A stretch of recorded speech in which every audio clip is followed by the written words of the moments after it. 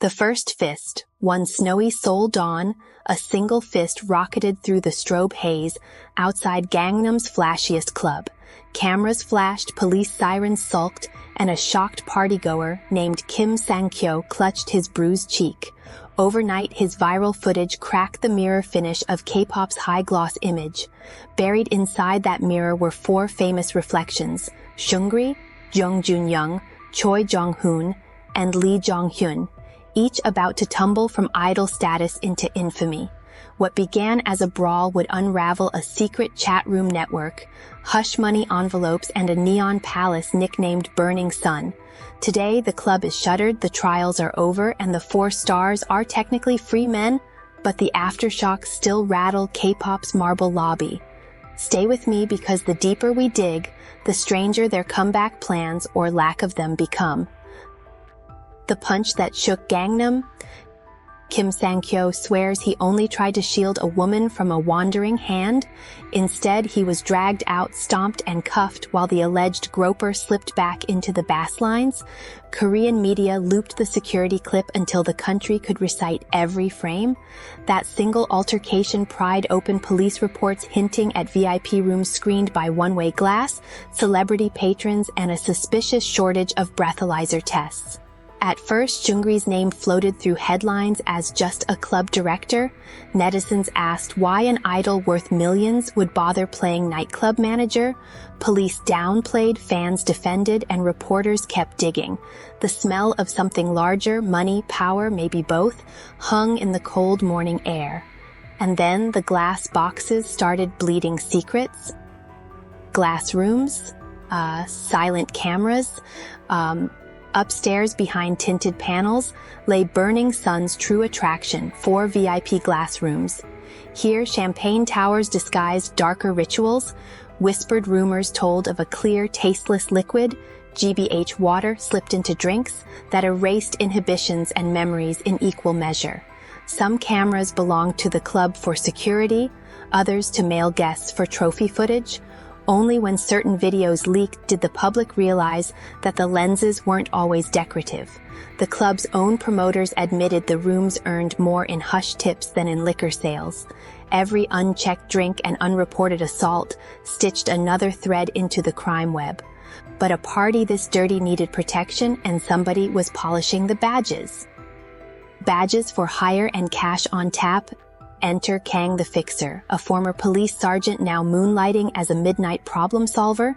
Club managers called, fines vanished, underage patrons appeared, paperwork evaporated.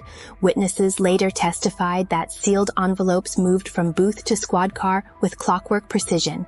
Chillers full of banknotes sat hidden behind kitchen walls, emergency funds for quick payouts. Investigators would eventually list 9 separate financial crimes against Seungri, from embezzlement to illegal foreign exchange runs. Co-director Lee Moon-ho copped to habitual drug use. Senior officers were booked for bribe taking. The house lights were finally flickering, yet the most incriminating evidence was still stuck in a cell phone repair shop. Those chat room screenshots, they rewrote 4 singing careers overnight. Screens that sank 4 stars, a broken phone belonging to singer-turned-variety star Jung Joon-young coughed up dozens of group chat logs. What prosecutors found? Hidden camera clips, crude ratings of unconscious women, casual talk of payoffs, and names, many names. Seungri bragged of sourcing escorts for Japanese investors. Choi Jong-hoon laughed about dodging a 2016 DUI by greasing a patrolman. Lee Jong-hyun ogled the leaked videos with emojis. Within 48 hours, advertisers fled, stocks tanked, and each man released a midnight apology, some handwritten, some obviously ghost-typed. That spring became a conveyor belt of perp walks and camera flashes, yet the real money behind Burning Sun didn't come from boy band paychecks. It flowed in silk dresses and private jets. The Taipei socialite and the 335 billion mystery. Meet Madam Lin, a Taiwanese fashion magnate who quietly wired enough funds to claim 20% of Burning Sun before opening night. Her presence lured other Asian plutocrats, including a Vietnamese resort heir and a Japanese construction scion. FinCEN later spotted 335 billion won, approximately $250 million US, funneled through a shell called BC Holdings, fronted by Seungri's business partner Yoo In-seok.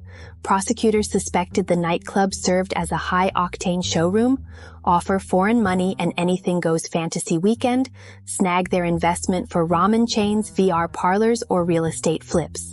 When Interpol names began dotting flight manifests, Burning Sun's grand opening ribbon looked more like caution tape. The empire's collapse would be televised, in court in fact. Guilty verdicts and shredded fandoms.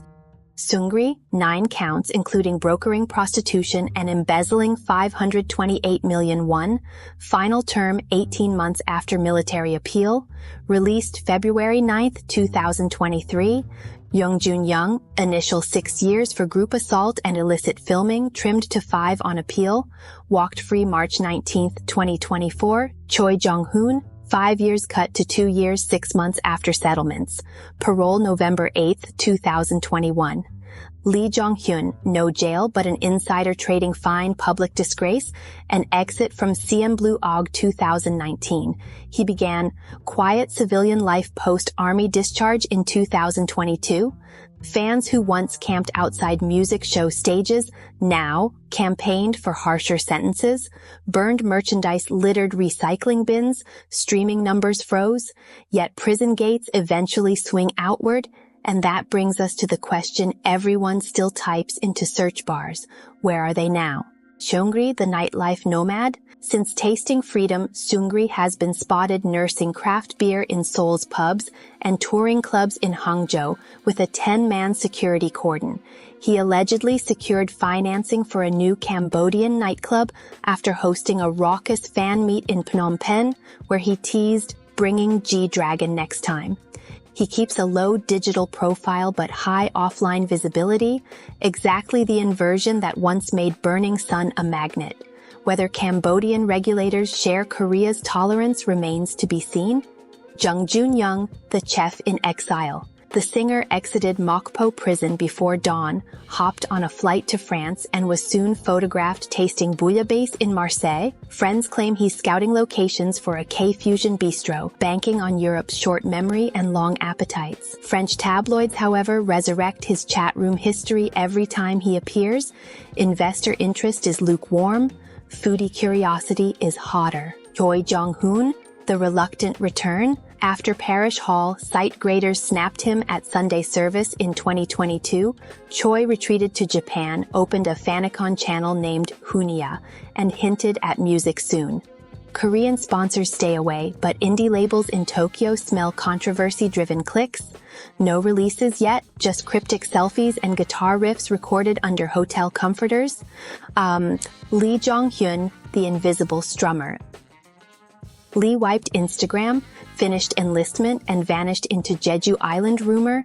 Occasional sightings place him surfing or tending a private cafe. CN Blue bandmates refer to him as an old friend we wish well, nothing more. Industry insiders say he fields guitar session offers under a pseudonym, but none confirmed. Afterglow and unanswered questions. Burning Sun's facade is demolished, yet its blueprint echoes in every new luxury lounge that pops up along Bongjunsa Row. Did the scandal cleanse K-pop or merely push its shadows deeper underground? Police reform bills gained traction, then stalled.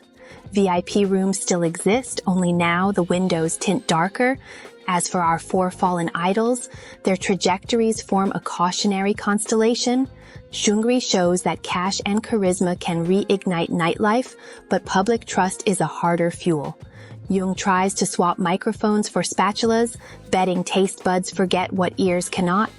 Choi treats Japan as a reset button, yet every new chord he strums resurfaces old headlines.